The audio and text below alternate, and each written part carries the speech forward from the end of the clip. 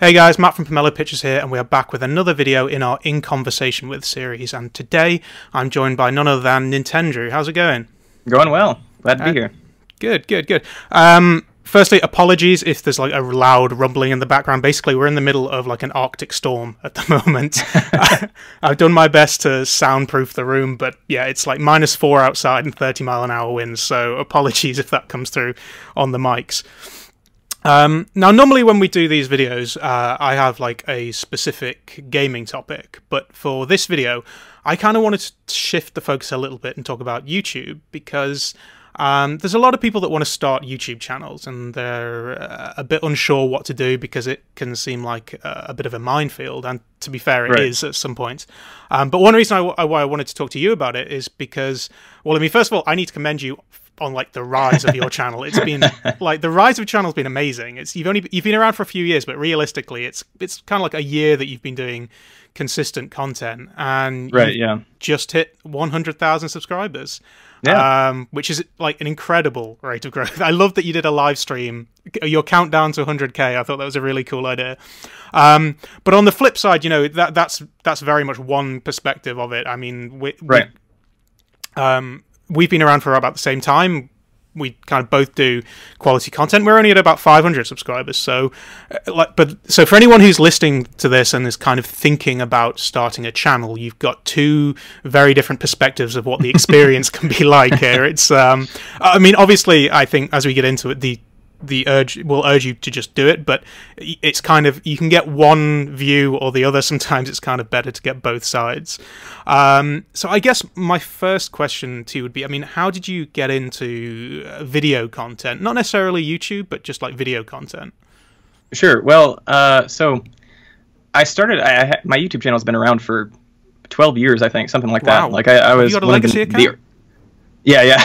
Right. Yeah, it's one of the early YouTube adopters, but basically it was just kind of like I used it kind of as my video Dropbox, and would just kind of upload stuff that I needed for school projects at the time, or later on.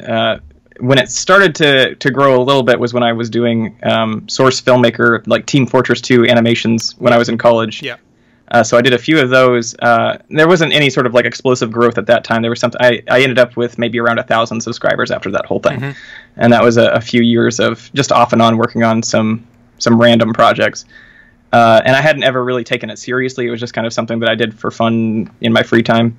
And I like, as far as my background in video production, I had like a basic digital video production class in college, and that's basically all I knew for how to edit and frame shots and that sort of thing.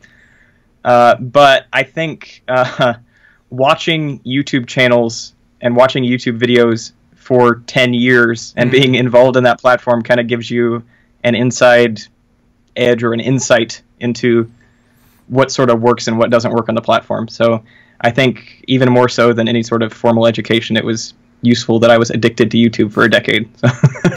I think that's a very good point, because I mean, if you look at a lot of gaming YouTubers, you can see their influencers. You can see the ones that you can see ones that sort of watch JonTron and Angry Video Game Nerd, and you can see little elements of that.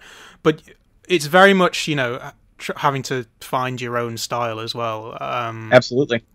I mean, for you, I mean, what was the turning point? Because I mean, you said you started out doing these little videos. At one point, you were still calling yourself the man with a plan, and then kind of when you did a room tour, I guess that was kind of the turning point. But for you, what was that turning point from going, right, I'm going to start doing this properly? Yeah, so I started uploading a few gaming videos, like videos focused on retro game collecting, which is a general topic of my channel. I started that in, I want to say, like October of 2016, something like that. And it started with my game room tour, my 2016 game room tour. And the reason I uploaded that is because I was getting into the hobby just from watching people like Metal Jesus Rocks and John Riggs and that whole crew. And so I was getting more passionate about the hobby in my own time. And I built this game room just for myself and my friends to have for fun. And I'd been asked by a lot of people, like they'd seen image albums of my game room. They're like, when are you going to do a tour of it? And I was like, okay, I can upload a tour on YouTube. And after that, I had like maybe one or two other videos. I thought like, oh, I've got some cool tips I think I can throw up on YouTube. Like one was about cleaning game cartridges, I think, something like that. Mm-hmm. And then, so up until February of 2017, just a year ago, yeah, I'd been working in the games industry for about 4 years, just as a mobile games programmer. Okay. And in February, or it may have been January, I'm not sure, but around that time of 2017, there was a layoff at the company that I was working at. And I had my own project that I was working in my spare time that I wanted to finish for a resume piece, but outside of that, I had a lot of free time, and I was like looking for jobs and that sort of thing, but I had a lot of time to just do whatever. So I was like, okay, I've got a little bit of savings saved up. I'm going to spend some time and focus more on making YouTube videos because this has been fun. And at this point, I think I had grown to around 5,000 subscribers. Oh, actually, no, that's not true, because I'm thinking about in February is when I made this decision. So it was about, I think it was 1,400 was the last I remember it being there. So it was still under 2,000. Yeah. But that was when in March, or sorry, it was the end of February, I decided I was going to start uploading a video every week. I was going to try to make that schedule, because that's basically what you have to do to survive on YouTube. Definitely. It's at least one per week. So I changed the name of the channel to Nintendrew. And I made this decision that I was going to force myself to work on one video a week. And after that point, it was a huge increase in the scope of the viewership and the rate of growth, and it has held on since. Fingers crossed. So. I think you touched on a couple of really important points there. I mean, I think a lot of people get into YouTube to just do YouTube. Like they're not that interested in being a gamer first necessarily, or a collector first. They're a YouTuber first and then a collector second. Right, yeah. And yeah. I think that never works, because you don't come across as genuine when you're, because, you know, say for example, if you've got a full N64 collection, but you're just doing it to, you can clearly see the person's just doing it to get views, it's not going to work, and they don't survive on YouTube. But also what you're talking about in terms of the consistency for getting videos up. I mean, probably one of the biggest things that's putting people off at the moment is the changes to the partner program. Because, you know, if you're into doing this because you want to just have fun and be part of the community, the changes to the partner program don't matter. But you can see that a lot of people have got angry with YouTube about this partner program thing, when in actual fact it's kind of like, yeah, but for the first couple of years of your channel, you're not going to be earning anything anyway. In all practicality, I guess it doesn't have that big of an impact on newer creators, other than that there are some questions about whether that might impact visibility. Yes, because visibility is already very tough on YouTube, and so there's people that are scared that that's going to kind of stunt the growth of any new channel. Sure, but I think you know, when you're first starting out, it is just, if you want to start making videos because you want to be getting more involved in the community, not just being a YouTuber. That's not. Yeah, that's not... I didn't ever look at stats or concern myself with the growth of the channel until I hit maybe like 20,000 subscribers, and at this point I was like, whoa, I have something here. I've got to like, figure out what I'm doing, you know? Because I think some people, like, they do really hit the analytics to try and make sure they get, but it's kind of what do you want to get out of your channel? Do you want to just be someone that has this, like, if you look at what is it, Last Video Gamer in Australia, I mean, he's obviously a mega collector, but his YouTube channel is kind of superfluous. I don't think he does anything to really push his YouTube channel, because he doesn't need to. He's sort of like, he comes across as somebody who is, first of all, someone with a lot of money, but also someone who is genuinely into game collecting. Yeah. So that was the turning point for you, was it? Where it's kind of like, well, it sounds like there were two. It was being laid off. Being laid off was my big push, because I was like, okay, I have a bunch of free time. I'm going to try this. I'm going to see if it actually sticks. Well, that's something we have in common. Videos. Because yeah, exactly. I mean, I wasn't working on mobile development. I was working for Sega. I left that job basically because it was too far away, and I took a job close to home.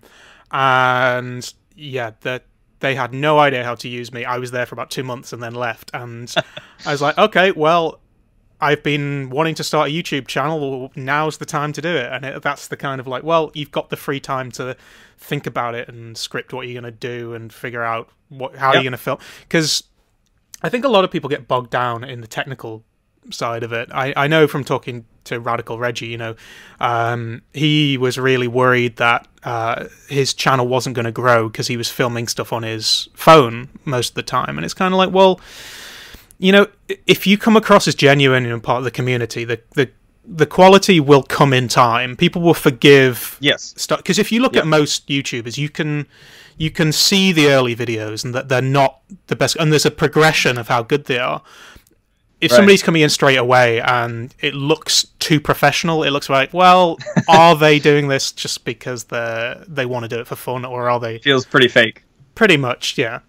Yeah. So. Yeah, I would say, going back to something you mentioned earlier, that definitely passion is the absolute #1 greatest asset that you can have for building a successful channel. I think you need to be able to be kind of an expert in your focus, in your area, whether that be like comedy or if you're doing gaming or something. You know, I mean, just in YouTube in general, you need to be able to have some credibility to what you're doing. And yeah, I mean, there's little things like having a set, like building a set like this was something that I felt like it was kind of inadvertent. I mean, it was my game room that I built for myself, but like my first set was, it lends credibility when someone can look behind you and say like, oh, wow, they like this thing and this thing. Yeah, it becomes kind of like part of your branding. You get a concept of what they like straight away. I mean, obviously with a name like Nintendrew, people can get a sense of it anyway, but you know, they look at your videos and there's a wall of N64. Oh, I'm talking about more like your old game room. You see a wall of N64 games. They're kind of, oh, okay, I know what this guy's all about straight away. Yeah. And you were mentioning too about getting bogged down in equipment, and I just wanted to mention that I think I do think it kind of goes both ways, in that you can be too blasé about your production values and stuff like that. But I built a subscriber base in excess of 30,000 people before I'd spent any more than $25 on equipment. I bought a couple of lamps from Walmart to have some lighting in my room. I was using my phone's camera set up on like it wasn't even a tripod. It was like a $5 gooseneck clamp thing. And I was using a Rock Band mic for the first, so like the iRig things? 4 or 5 months. Oh, no, like an actual Rock Band from the game. Like, oh, right. Yeah. Like the USB mic. You were using that to... That's what I had. Well, and that's the thing, you know, it's... like I said, you know, people will forgive humble beginnings if you come across as genuine, because it's not... You know, when you're watching a YouTuber, you're watching the person. It's not, you know, we're not a production company in this. It's one person doing scripting, filming, lighting, audio, editing, everything, game capture, and the ultimate thing is making sure that they're what's the word I'm looking for? Not achievable, but they're part of the community. Like, you can talk directly to them. They're not some distant person that you just tweet and they never tweet back. It's somebody that is actually like for example, right now, I mean, I'm sat in my spare bedroom talking to someone across the other side of the world about video games and YouTube, because it's part of the community, not just because we're going to make money off it, because my channel's not monetized, so we're not making any money off this. So it sounds like you kind of had like two turning points, really. It was kind of around about 1,400, and then another one at around about 20,000 as well, where it's sort of like it took an extra step. Yeah, I could say that. I guess at that point I had decided, like, okay, I'm making a few bucks each month from this thing, and I can justify, like, I'll save up and I'll get a better microphone, or I'll save up and I'll get a lighting kit, because some of that still, I mean, like, I'd like to improve further, but like it's not that expensive if you start. Like, I've got a $70 lighting kit from Amazon. Like, I mean, $70 is more than $10 from Walmart to get a couple of lamps, but you know, it's still approachable. And you know, so I think there's you can take baby steps. Yeah, I think you're exactly right in saying that people will forgive lower production values or humble beginnings. Do you ever watch back your videos and think, oh, I could have done that better, or oh, I wish I'd had this? Yeah. Oh yes, constantly. Yeah, I hate watching any videos that are more than like 2 months old, because I always try to improve on what I've learned, both from my own experience of watching back my videos and seeing what I could do better, but also, like, I'll see comments. Like, inevitably, almost every video that I upload, there will be like one persistent comment that I'll see like 50 comments that all say the same thing, and I'm like, I really wish I had thought of this while I was making this video, so I could at least acknowledge this, so we wouldn't get spammed with this one thing that people thought was missing. So like, I mean, one that I couldn't have possibly seen in retrospect, but one that was frustrating and has become like a meme in our community now, is that I made a video about the M-rated DS games, like M-rated games that came out for Nintendo DS. And there were 11 that came out in the US, and that's what I covered in that video. I finished that collection for myself, and so I wanted to showcase each title. And I'm not kidding, we probably got at least 300 comments that said, like, what about Call of Duty? I thought Call of Duty was on DS. Or, why didn't you cover Call of Duty? And every Call of Duty game on DS, I think there's 3 of them, they're all rated teen. They're all rated T for teen by the ESRB. And it was a common thing, like people would say, like, oh, I saw Call of Duty, and every other Call of Duty is rated M, so you would think it's rated M. But I didn't think about it, because I was like, I knew that. I was like, oh yeah, Call of Duty is rated T on DS, but not everybody knows that. So even like I put up a pinned comment, and I was like, despite all the comments, I did not forget Call of Duty.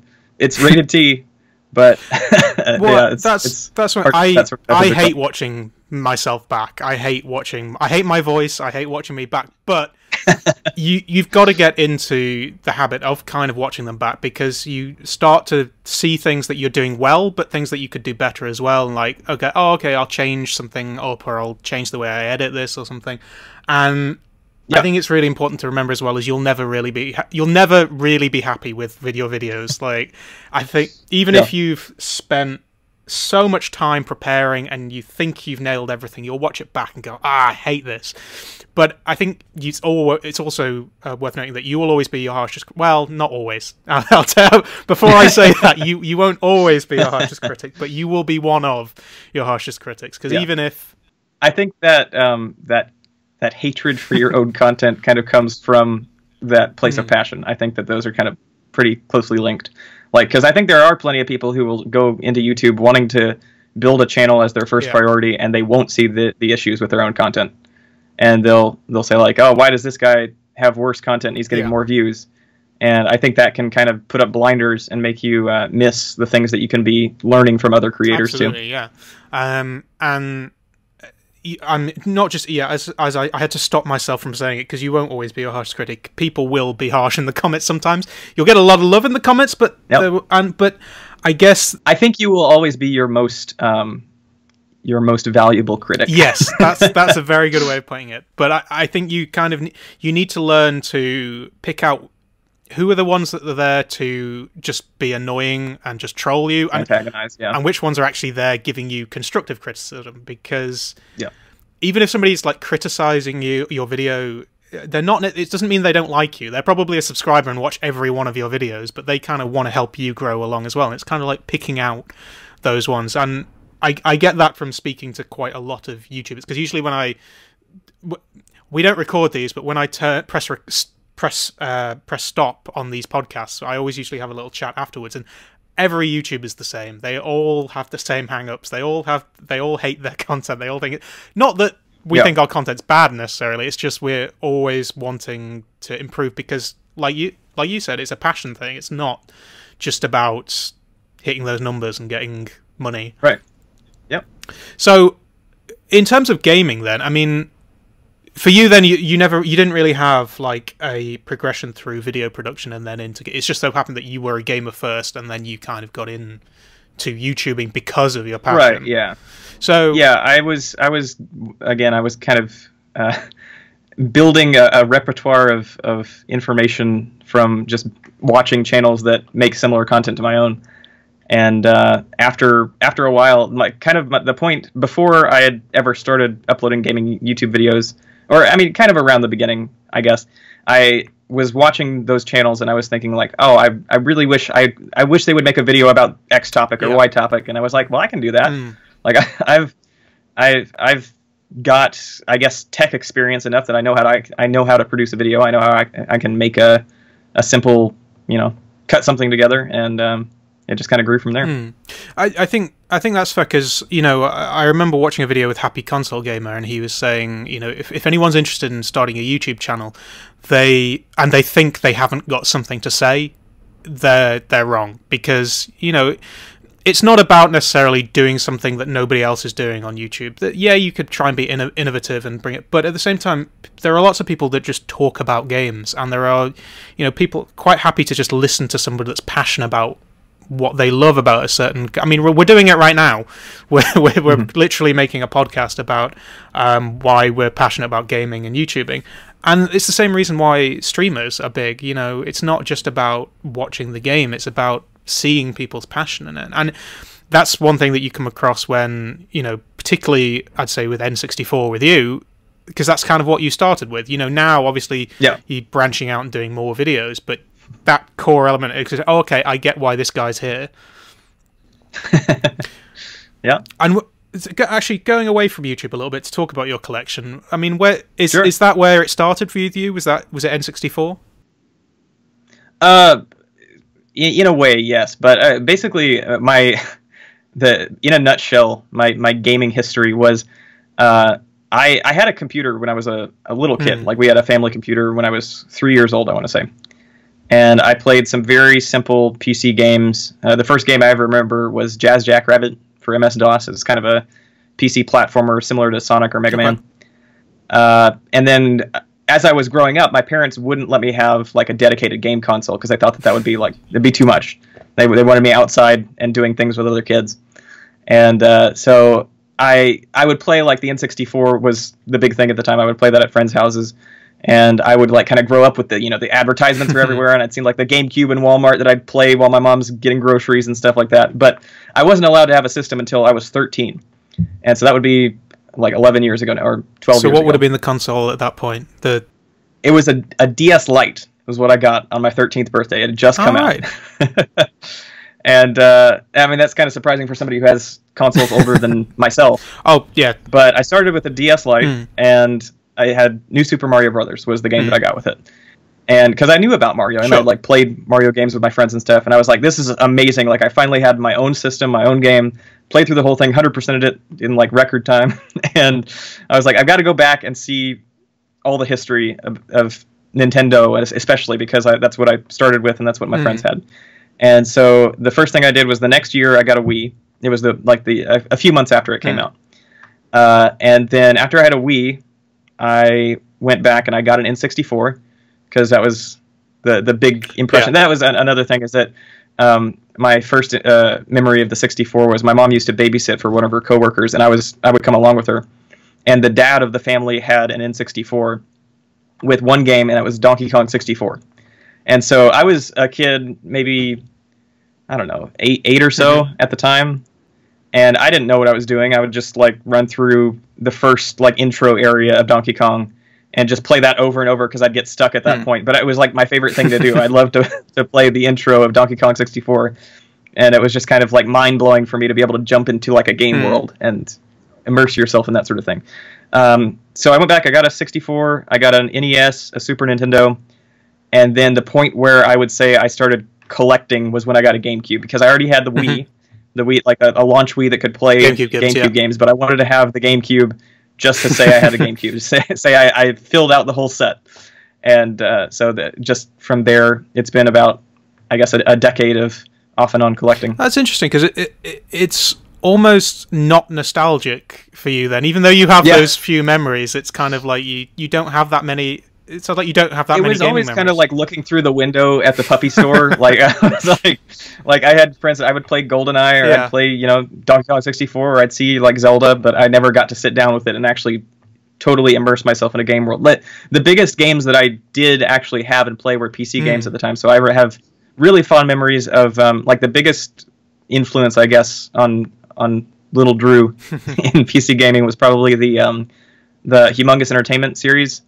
If you've seen those, I know Brutal Moose, I think, and Peanut Butter Gamer have covered them quite a bit, but it's like Pajama Sam, Freddy Fish, Spy Fox, and Putt Putt. Those are like the four main series, and they're all point-and-click like adventure games for kids. They're sort of similar to King's Quest in that sort of vein, but a lot easier and meant for kids to like learn problem solving and that sort of thing. But I had a blast with those, and they were super fun. I go back and play them today. And that was my introduction, I guess. I guess in which case then, what was it that, if it wasn't nostalgia, what really made you want to go back and sort of get everything from, not necessarily from the start, but like go back and games that, as you say, were older than you? I mean, right. Obviously you didn't grow up with them, so what was it that was like, okay, I want everything? Well, I think it has a lot to do with the technology. I think because, like I mentioned, I first said that I had a computer when I was a kid, and that's more accurate because I when I was 3 in 1996, I guess it was the year the 64 came out. My grandparents bought me a computer, like a Windows 95 gateway PC, because they wanted me to have something that I could learn with before I went into kindergarten, before I went into elementary school. An educational tool, right? Well, I mean, so that's why my parents initially, like, they bought me a bunch of educational games, and that's what I would play. Yeah. But I was in such a situation that I was a 3-year-old here sitting at a computer, and my parents don't know how to work this thing. So I had to figure out, like, how am I going to install this game that my mom just bought me? How am I going to, like, do this sort of thing? So from a very early age, I was, like, figuring out how to do things on a computer, and I thought it was just magic. I was like, this is so cool that I have this, like, interactive TV that I can, like, do stuff with. So I would, I would say at, like, age 5, I was much more adept at using a desktop PC than my parents were. And so did you say from the age of 3 you were... Age of 5, I would say, like, I'd learn, but I was trying to learn it, from 3. Okay. And I was fascinated immediately with games, I think, and I was like, I was interested from a very early age in making games. It was kind of a very abstract idea for me, though. I didn't know who made games or how they were made, but I was, like, always coming up with ideas that I wish that I could see a game pop out of my brain, right? So it was always kind of there in the background, and when I would see, when I would be able to play games with friends and that sort of thing, it was always Nintendo that popped out to me specifically because I think I was attracted to just the sort of inclusive worlds, the sort of cartoony aspect of a lot of their franchises. I didn't have a whole lot of interest in, I don't know. It was like, I think the big brands like Mario and Zelda kind of popped out at me, and so I was at least intermediately aware of them when I got to the point that I was allowed to have my own system.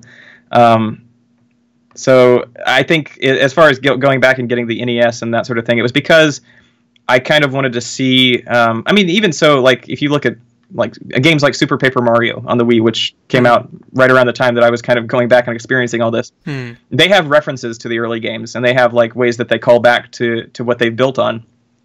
And for me, it was just kind of a way to say, like, I missed out on these games for over a decade, and I want to go back and see what I missed, and I want to see where they came from, what they built on, like, look at the design, look at the art, and see, just, it's kind of fascinating to me to look back even today and see, like, here's like the Atari 2600, and this is what developers had to deal with, and this is what, like, how they would make a game, and what they were able to, especially, like, I'm really fascinated by games that really push the limits of their hardware. I would like trying to see, there's a channel on YouTube, I can't remember the name of it right now. I think it might be Game Hut, I want to say. It's one of the old developers from Sega that worked on, I want to say, like, Sonic CD and a couple other games like that. And he is going back now and showing, like, programming secrets for, like, how they were able to fit things on a cartridge, or how they were able to do certain visual effects. And that's, like, right up my alley. That's, like, really cool for me to see, like, how they were able to overcome some of those limitations. So yeah, I think there's definitely a big hardware aspect of it. Yeah, because I think there is an appreciation of older technology. I think I think people write. Say for example, I've got neighbours that come around and play my games and things, and there is sort of this kind of assumption that they'd be like, oh no, we only want to play Xbox One, PS4. But then I'll plug Duck Hunt in on the NES or Time Crisis 2, and obviously it's on a CRT TV, which some of them have never even seen a CRT TV before, and they're mesmerised by it because it's kind of like, oh, well, this is something that it's kind of like a Wii, kind of, but not really, and it's kind of, especially if any kids are interested in, like, how games are made, if you start them on something that's 8 bits, they can start to kind of understand how things are being made, and like John Riggs at the moment, he'll show you videos on how to how to hack 8-bit NES games, and it's something that is accessible for someone who's even not that technically minded. You can make your own hack of Super Mario Brothers if you want to, and it's not that hard. And you can see where this 8-bit sprite becomes Super Mario Odyssey, but you can see the legacy of it. It's kind of like going, oh, okay, well, let's see where this starts. I always just found it funny when they re-released the Pokemon games on the 3DS, looking at all the comments on the YouTube videos and going, oh, how do I do this and how do I do that? And it's like, yeah, those features weren't in this game because it was a lot smaller. Yeah.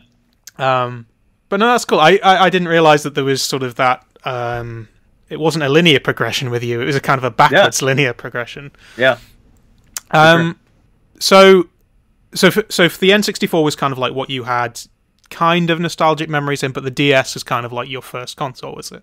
Yeah. For the N64 specifically, I remember being like, I think I must have been around 8 or so when I was playing it, and I remember thinking, like, when I would play Donkey Kong 64 as a little kid, I was thinking, like, the graphics on this game are insane. Like, this will never be beaten. This looks like I'm in the world of Donkey Kong. Yeah.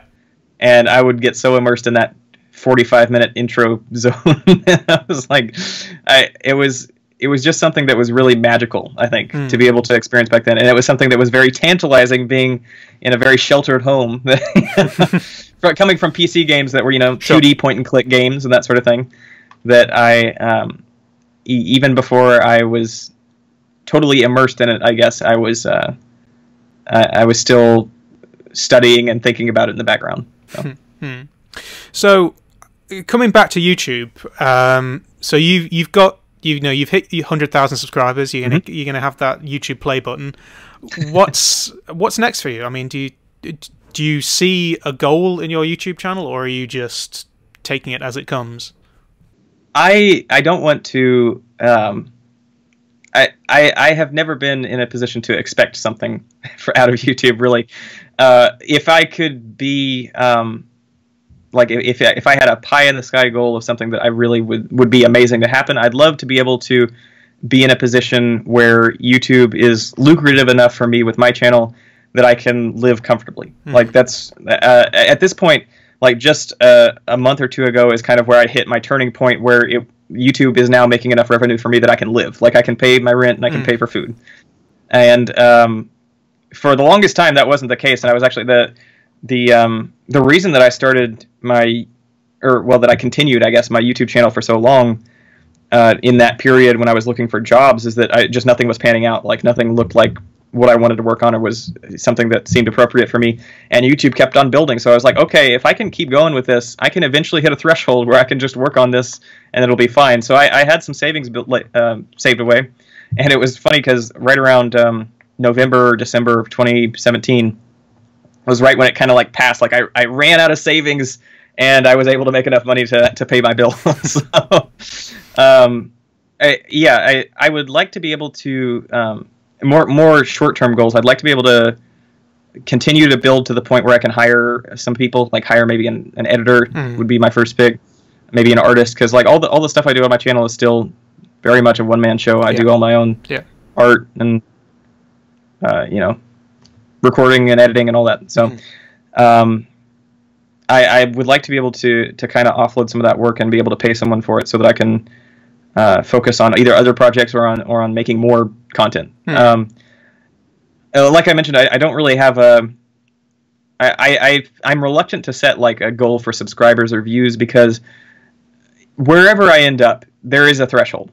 There's an asymptote, I guess. There's a point where my channel is going to be as big as it will ever be. Yeah, a plateau at some point. Yeah, a better term. So at this point, I have been blown away with the growth so far, and I'm just kind of riding it as far as I can. I'm continuing to improve the videos as I go on. I'm trying my best to keep in that mindset of being, keeping the passion alive and just working on what makes me excited, because I know that directly translates into what people like to see. And because I'll have like a couple of weeks at a time where I'll get really stressed out by numbers, like something seems to be slowing down or something's gone in the wrong direction, and I need to like kind of get myself out of that mindset and say like, no, it's not not a big deal in the big scheme. I just got to work on what makes me happy. So I think that is the one thing that I was going to point out, because I mean, it sounds like we had kind of similar reasons for why we started the channel. I you know, as I say, I actually did have a background in video production, but it was more slightly bigger budget stuff. So I would be a small part of a bigger thing. And I kind of like, well, YouTube will also help me improve my skills on this, and kind of I've never really made any money off YouTube, but it would help me get freelance stuff, because, as I say, I lost my job around about a year ago. I still don't have one, but I've been, you know, in the meantime, I've been working on like Fast and Furious and things. I've been picking up things as I go along. YouTube is not going to be the thing that makes me money, but I look at the... But you're still here. Exactly, and I look at the videos that do well on my channel, and I guess, you know, because I have a motoring background as well, I do gaming stuff, but I also occasionally will do like a motorbike road test, which is really hard to do, because trying to get a press bike when you're just this little YouTube channel, nobody cares. But those are the videos that do the best on my channel. YouTube's algorithms seem to like those most, and it's kind of like, yeah, but that's not what I want to make videos about. And you know, if I'm making videos about, you know, I'll spend 40 hours doing research, filming, editing, graphics, or something on a video about Power Rangers that 30 people watch. But I'm happy with it, and that's kind of where I get to. And I think that is something that's really going to be important if anyone is getting into YouTube. It's, you know, don't just get bogged down about whether there's money, whether it's growth. Just make sure that you're making content that, yeah, you're going to be critical of your own content, but as long as you're making videos that you like making, that's the biggest part of it. That's the key thing to it. Yeah.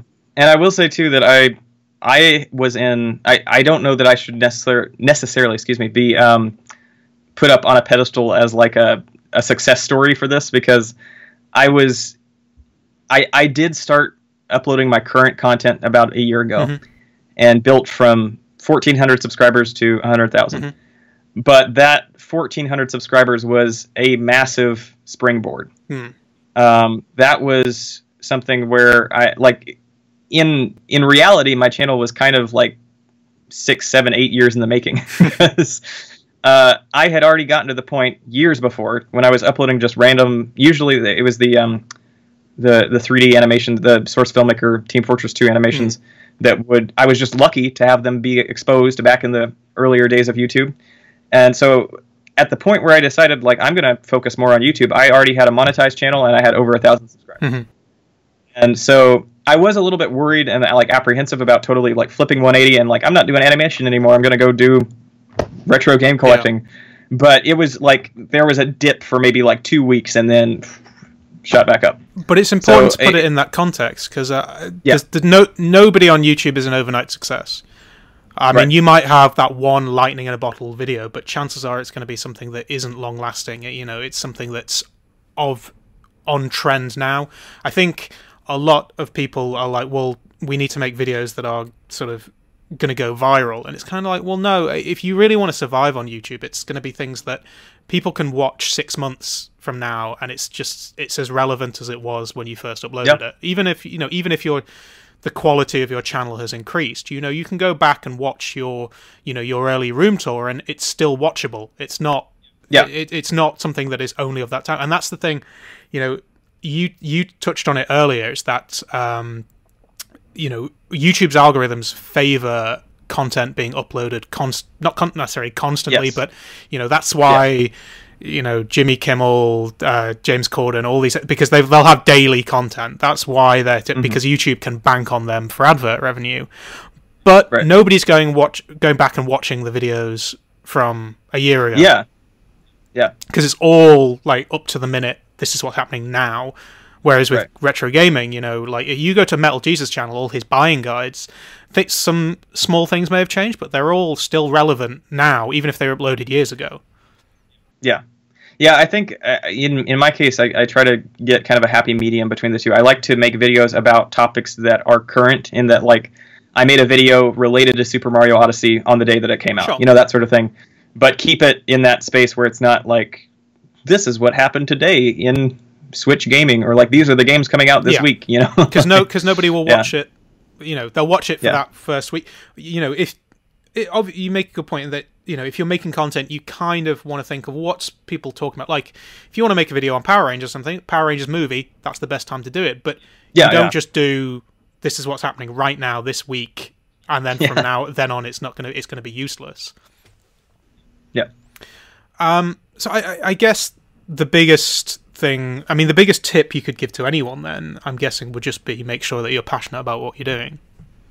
Yeah, I think that would be number one. I did want to mention too that I think we were talking about that kind of springboard. I think it was much easier for my channel to grow from 50,000 subscribers to 100,000, like doubling that number, than it is for anyone on YouTube to get from 0 to 1,000. I think that it's very much like the snowball rolling down the hill if you've got that content that you're passionate about. So I think there are definitely some ways that you can work toward building that 1,000, because that's going to be the very toughest part, is trying to get your videos out in front of eyeballs when YouTube doesn't want to. When YouTube's not going to show your video to anybody. And so you really have to reach out to external sources, and like if you're starting at bare, like you're starting with nothing, you've got 0 subscribers and you need to build something. I mean, the obvious choice is you start with like friends and family. Even if that could just get you like 10 subscribers, you got to start somewhere. And there are a multitude of options for advertising. Even just like if you want to spend $5 on Facebook, you can advertise to 1,000 or 2,000 people, advertise your video. Which was, I don't do that anymore just because I've gotten to the point that it's much more reliable that I rely on YouTube's recommendation algorithm. But when I was starting out, before I had 10,000 subscribers, Facebook advertising was a huge part of my upload schedule. I would spend $5 or $10 every time I uploaded a video every week, and it would usually make back at least something close to that in ad revenue. So it was a good way. Even if it didn't, I was still pleased with it because I was more interested in that kind of longevity and making sure that I could build more of a subscriber base in a shorter amount of time, because that first week, if your video is going to be recommended at all, it's going to be in that first week that it's uploaded. So yeah, I've had a lot of people come to me over the past 6 months especially and just ask me like, how do I get started from nothing? And it's a very tough place to be in, but I've compiled like this giant Google Doc of advice, which is just basically like a running document that I've written to myself about like how to continue, because there's no one answer, keeping in the right mindset and that sort of thing. Yeah. It's going to be different for everybody, but there are definitely some things that you can do to try to build that first 1,000 is, I think, that a very good, a good mark to judge by. Like that's going to be, if you get to 1,000 subscribers and you have solid content that is SEO optimized and is great to watch, then that's your point where you can start to soar. Because it's when you get into the recommended videos that's when, because I mean that's how I first discovered your channel too. It was when you start popping up in, you know, YouTube's algorithms start to recognize you as, oh, you might be interested in this video. I mean, YouTube's algorithms pop up with a lot of stuff that I'm not interested in, but it's kind of like, it's when that starts to happen that you start to see that growth. Yeah, that's something I should mention too, is that you started off a while ago, you were talking about the concept of having to do something totally unique on the platform, or having to, versus running with something that you're, you know, just kind of going and focusing in on something that you're passionate about, regardless of whether it's necessarily like the most original thing. I think that applies much more to a channel that's already got an established viewer base, especially in today's YouTube climate. I think a really good way to try to build up to that first 1,000 or even beyond is to find topics that will be unique, to find things that they can't find anywhere else. So the example that I keep going back to is the first video that I had that really blew up was my video on Switch VR. And so for those who aren't aware, it's basically what I did was the Switch had just come out, and there were a lot of news articles in the weeks prior to my video that were talking about Switch VR. There was a patent that had gone up for a Switch VR headset. So people were there was kind of a buzz about like, are they actually going to do this? And I just kind of, like, something in my head clicked, and I was thinking like, oh, I have this tablet VR headset that I've had for months, just from like I was developing on like a Google Project Tango tablet thing from a conference like a year prior, and in addition to that, I was thinking like I just read an article that shows like that they said that there's an exploit in the Switch's web browser where you can go to YouTube and you can play YouTube videos. So I put two and two together, and I was thinking like I have all the tools in this room right now where I can capture HD footage of a 3DS game on my computer with the Citra emulator. I can render it to YouTube, use the browser exploit on my Switch to play that video, and pop it in this generic tablet headset and see what that screen would look like in a VR experience. And nobody had done that before. Nobody had thought to try to put that whole sort of DIY setup together. And that was like my first DIY project on the channel, which I guess I'm more known for now, I guess. But and those ideas will come to you as you come into. I think when people are starting their channels, they don't have they don't think that down the line they're going to have something that no one else will be doing. I mean, it's very daunting, like to be able to think of something that like you've got. I don't remember what the statistic is, but it's something like 1,000 hours of content is uploaded every minute on YouTube or something like that. And so it seems near impossible to do something unique.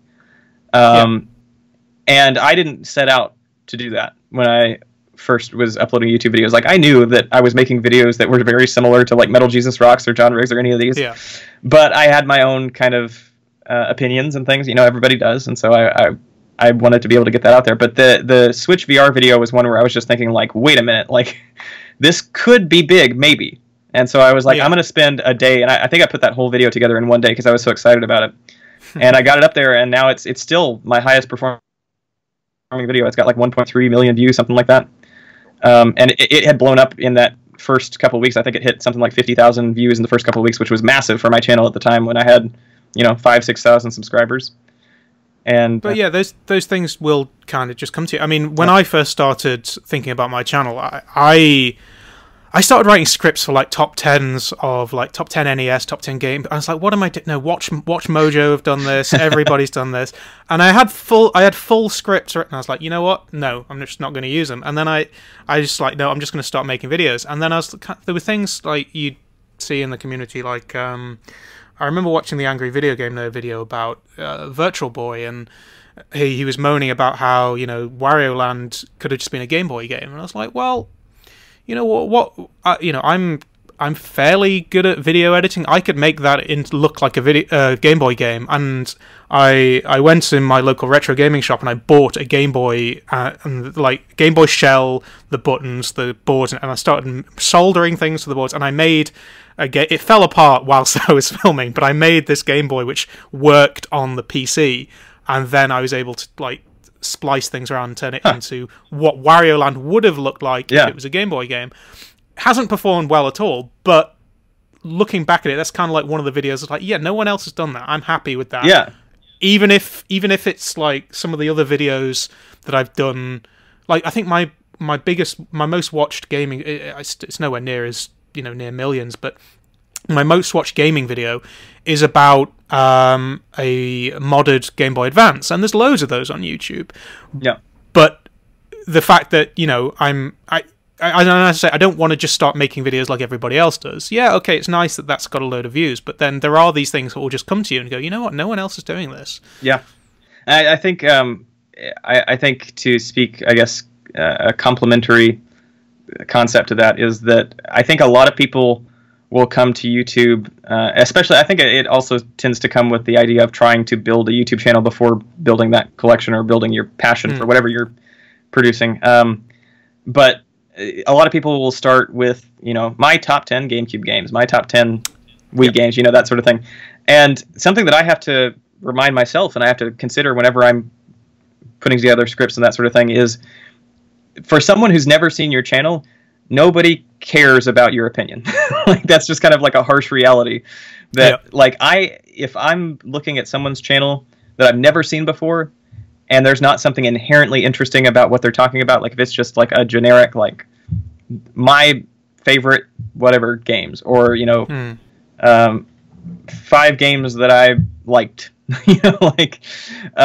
that sort of thing is not going to fly unless you're like already a really established giant channel, and even in that case, it's not going to go very well. So I still to this day, I haven't made any videos that are like purely opinion based. Like I try to make more things like I mentioned. I mentioned the M-rated DS games video. Yeah. And like the DS download station cartridges, another DS video, but those are both concepts where it's kind of got my opinion in the planning phase, in that like I guess even before the concept of the video, like I saw actually it was a Metal Jesus Rocks video with Kelsey Lewin. She was talking about her DS collection and mentioned that she was going for an M-rated DS set.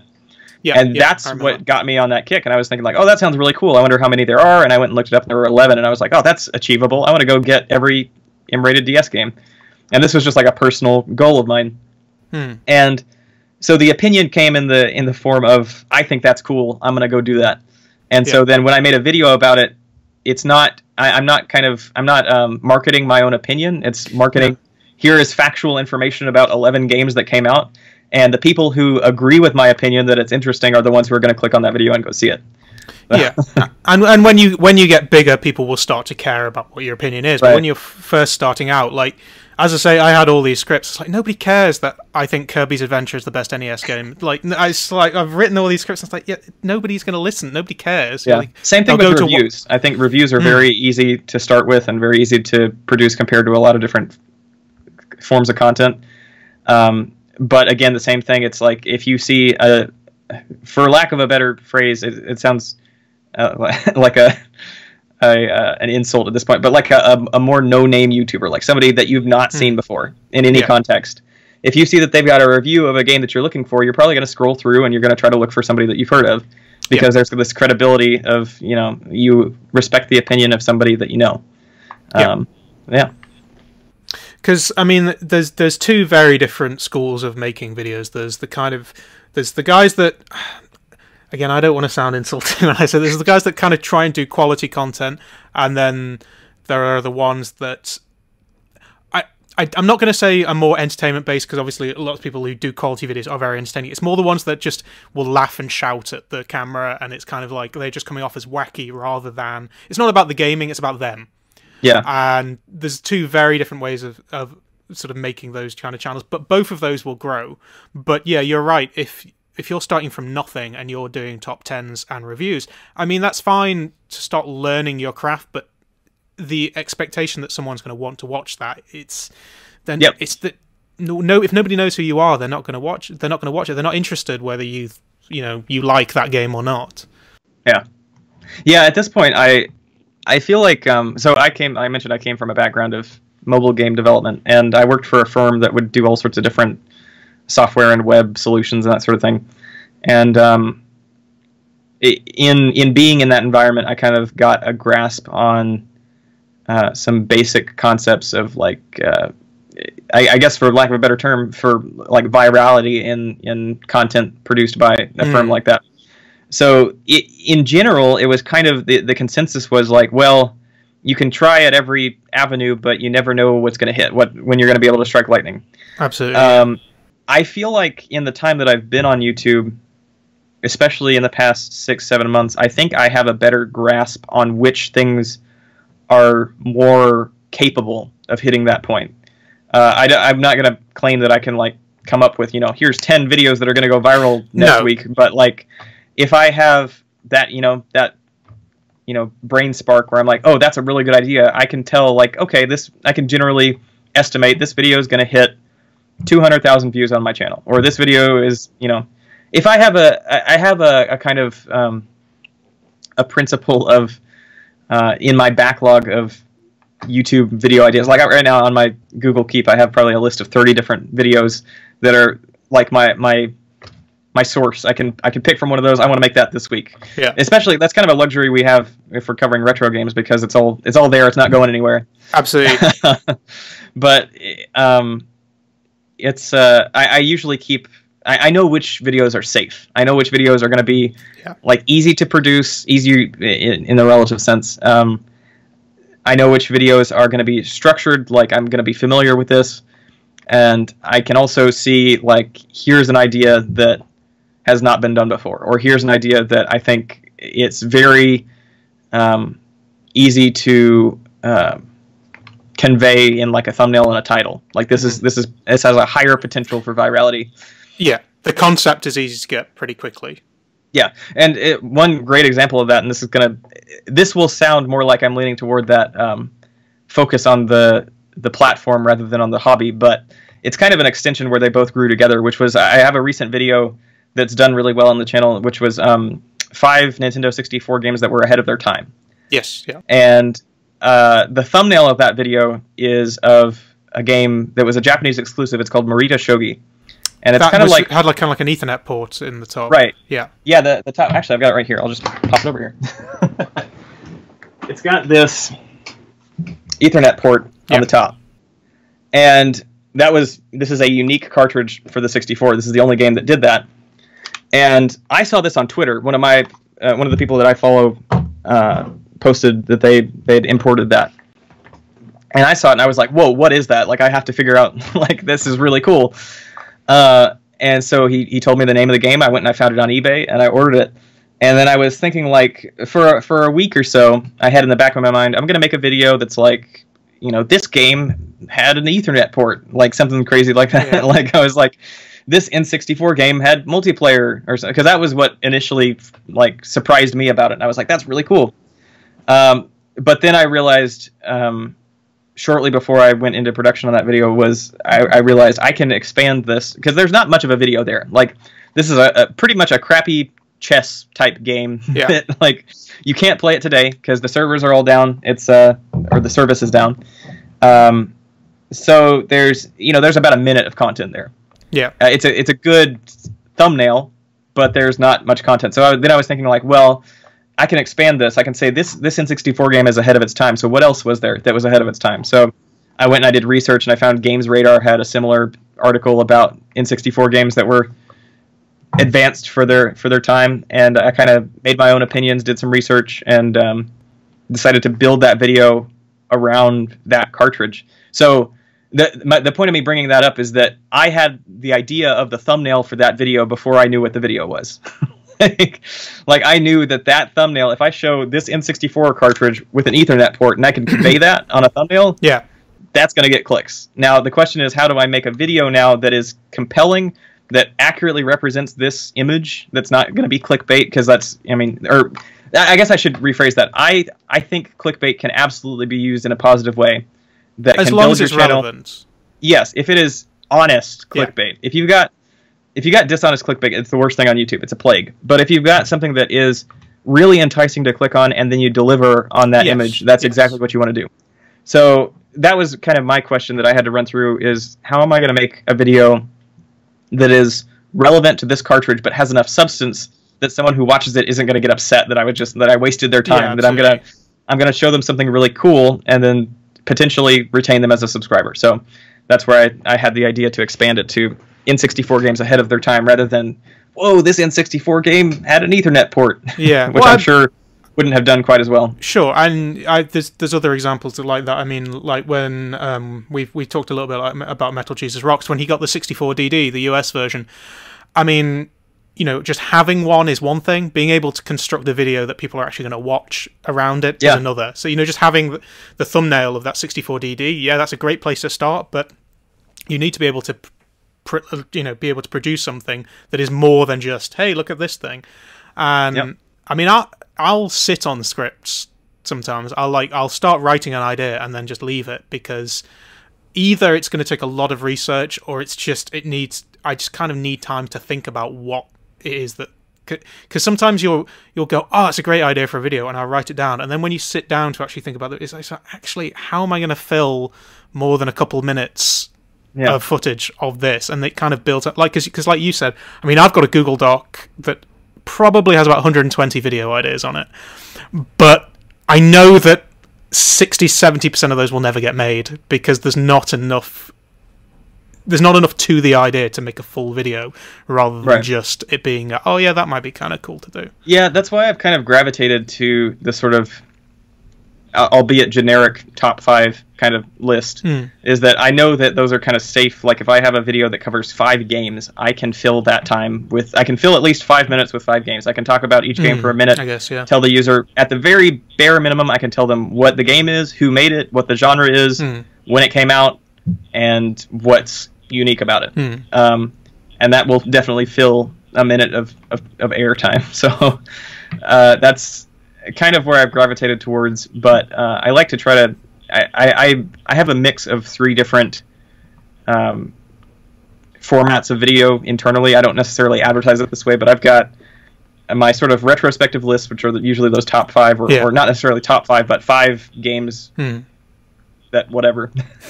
I've got DIY and how-to projects where I just and that was just kind of an extension of my own interests. Like I didn't set out to be a DIY channel, but a lot of people know me for that now.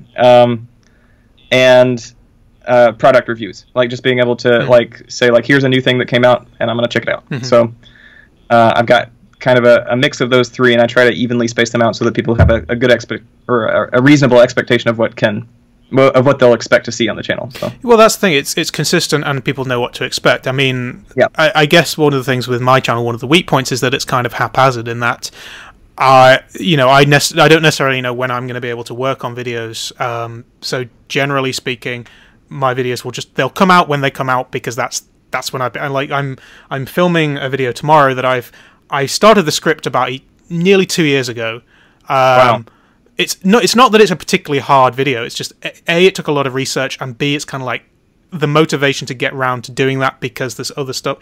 You know, if I could, I could go into the more sort of strategy side of it and make sure that there's going to be one of these videos and one of these, because that's going to be key to helping a channel grow. You know, because I mean, you see it with some channels now where if they're doing a buying guide or so on, they know they can't do that every week. So there's going to be like a Patreon video or something on this day, and then there'll be another video on this day, and so on. If I was able to do that, I would do, but mine are just kind of like haphazard, and that's probably hindered me in my growth a little bit. But it's kind of like, well, yeah, possibly. It's kind of like just the style of videos I have. You know, if you have 40 hours of research of things, it's kind of like, well, can I schedule it in for here or here? I don't know. It just kind of ends up doing what it is. So I think that's a good thing to say to someone who is wanting to start a channel and watch it grow. You know, if we use our 2 channels as an example, mine has no scheduling to it whatsoever, whereas yours, you know, not, I wouldn't say you've got it down to like I'm going to do this here and this here, but you have like a clear, consistent idea of what your channel is and when the videos can kind of go out. I think that's very helpful to try. I've seen that advice repeated plenty of times, is to try to come up with a consistent like elevator pitch of what your channel is and what it's supposed to be, what content can be expected from it. So because like for example, I would love to be able to do one of these in conversation with videos sort of once a month, but you know, retro gaming is not that big in the UK in terms of YouTubers. I generally have to do it with people in America, and you know, getting scheduling some of these things can be quite hard. They can get put off by weeks. So I couldn't necessarily build a channel around that, but that's something that you kind of have to learn when you start doing your channel. Is that going to be the content that helps you grow, or is it just something you want to do because you enjoy doing it? I think there's a very fine, happy medium between the two. I think for my channel, if you take a look back, especially in the past 4 or 5 months, I would say, maybe even less than that, there has been a kind of shift. It's maybe out of sight, but I started off doing much more of the one of the first concepts I had for a video was to do the top 5 rarest N64 games, because the N64 was what I had just finished my collection of, and I had these 5 rare games that I wanted to show off and say like, these are, because it was surprising to me when I was collecting, like, wow, this is like super expensive for a really crappy game, or something like that. So that was where that got started, and eventually that became a series. I'm still doing top 5 rarest games for X platform today. But it is much more, I can rely on more viewership for videos that show off, in my case, and this isn't going to work for everybody, but videos that showcase an obscure corner of retro gaming, and so it's kind of a mix for me in that every one of my videos is something that at least especially in the past few months is why I bring this up, is something that I saw that I thought was really intriguing, like for my retro collecting hobby. So I'm looking at my recent uploads. I've got 5 surprising game ports that you never knew existed. And so like the thumbnail here is Grand Theft Auto on Game Boy, because I saw that in a retro game store and I was like, what? Like GTA was on Game Boy Color? Like I had no clue. That's ridiculous, because it's so few and far between when we see GTA on a Nintendo console in general. But then I was like, as far back as the Game Boy? Like that's crazy. So I picked that up immediately, and then that kind of grew into a video idea. I was like, okay, I'm gonna go and now I'm gonna find other games that surprised me. Yeah. And so I don't think I own 3 out of the 5 videos or 3 out of the 5 games in that video, but it was something that I went and researched afterwards, after the fact, to try to find other games that would surprise me. And like same thing. This actually came from the same sort of concept. Is there's one that's 5 Mario games on non-Nintendo platforms. So I found Donkey Kong and Mario Brothers on the Atari 2600 at a local game store, and I had no clue that Nintendo was licensing their IP for Atari games in the early 80s. So I picked up both of them, and the Donkey Kong ended up being included on that surprising game ports, and Mario Brothers was included on the 5 Mario games on non-Nintendo platforms. So they're all extensions of something that caught me off guard that I thought was really interesting. So obscurity is kind of probably a good direction to go in, because if you want to do something innovative on YouTube but you don't really know where to start, I think going for things that are obscure is a good starting point. Because I mean, if you look at YouTubers like, say for example, Lazy Game Reviews, he has a series on his channel called Oddware, where it's literally just computer hardware or software that is weird. It's not necessarily good. It's not. He's not doing anything revolutionary with it. He's just kind of like going, "This is a thing that existed that not many people knew about," and that will spark an interest in somebody. So if you are somebody that kind of wants to go down that route of doing something innovative, but you don't know where to start, I think doing things that are obscure is a good way of starting that off. Yeah, for me, my channel kind of grew into the focus, I guess, is I want people to be able to watch my videos and learn something new. And that's kind of twofold, because I feel good about being able to show something to somebody that they didn't know and make them more passionate about the hobby. And it's also very in line with marketing. It's very easy to show somebody something surprising and get them to click on your video if they see something that they didn't hear about that's interesting to them. So recently for another project, I was asked to write a summary of what I want my audience on YouTube to feel when they watch my videos. And I think that it's kind of a cool exercise, I think, for any channel that's building in the early stages. So for my channel, I wrote that I love being able to show viewers something they didn't know before, and I hope after watching my videos that they feel a renewed passion for retro gaming, as well as an understanding of the history and impact video games have on society. That's a really nice way of putting it. That's my angle. That's my edge on my YouTube channel. That's I like being able to show people new things and make them as excited about the games as I am. So. Well, I think that's kind of I think if I had to write a mission statement for my channel, I don't think I could have written a better one than that, because that kind of hits the points that I would want to hit as well. But I think we're about coming to the end of this. I've had my camera. Sure. Annoyingly, when I do these things, European DSLRs can only film half an hour. So whenever I do one of these videos, I have to keep sort of if my hands keep going off the screen here, it's because I'm having to keep resetting the camera each time I do it. So apologies if the screen goes. Please stand by each time. It's because we are still talking. It's just I need to come to the US and get the same exactly the same camera, just the US version of it. But thank you for chatting with me. We've been wanting to sit down for a while now, and it's great. It's actually really good timing, because it's good to talk to you after you've hit that 100K milestone. Absolutely. But thank you guys for watching as well. I'll put the download link to the audio of this so you can download the podcast, and I'll also put a subscribe button for Nintendrew as well. And I'll see you in the next video. Cheers.